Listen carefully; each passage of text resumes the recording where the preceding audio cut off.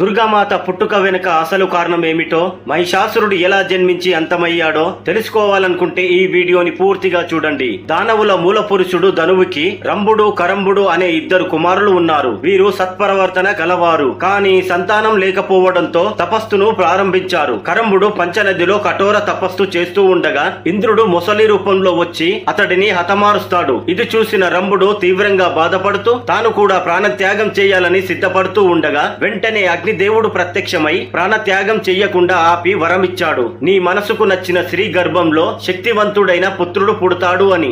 రంభుడు ఒక మహిషి ఆడ దున్నపోతును చూసి ఇష్టపడి ఆమెతో సంగమించగా ఆమె గర్భం దాల్చింది. కానీ ఒక దున్నపోతుతో పోరాడుతూ రంభుడు మరణించాడు. రంభుని మరణం తట్టుకోలేక ఆ మహిషి కూడా అగ్నిలోకి దుంకింది. అదే అగ్ని జ్వాలల్లో నుంచి మహిషాసురుడు అనే రాక్షసుడు పుట్టాడు. మహిషాసురుడు కఠిన తపస్సుతో బ్రహ్మదేవుని వరం పొందాడు. నా మరణం మానవుల చేత గాని దేవతల చేత గాని జరగకూడదు. ఆడవాళ్లు అతడిని జయించలేరని అతనికి గర్వం. ఆ అహంకారంతో 3 లోకాలను జయించి దేవతలను ఓడించాడు. దేవతలు త్రిమూర్తులను ప్రార్థించగా వారి తేజస్సు సమ్మేళనతో దుర్గామాత అవతరించింది. దుర్గామాతకు దేవతలందరూ తమ శక్తివంతమైన ఆయుధాలను సమర్పించారు. సింహంపై అధిరోహించి దుర్గాదేవి రాక్షసులపై యుద్ధం ప్రారంభించింది. 9 రోజుల పాటు రాక్షసులను సంహరించింది. చివరికి మహిషాసురుడిని తన త్రిశూలంతో వధించింది. అదే విజయదశమి. ఆ రోజు జ్ఞాపకంగా నేటికి మనం దసరా పండుగను జరుపుకుంటున్నాం. మీరు ఈ కథని పూర్తిగా చూసినందుకు దుర్గామాత ఆశీస్సులు మీకు ఉంటాయి. ఈ వీడియోకి ఒక లైక్ చేసి సబ్స్క్రైబ్ చేసుకోండి.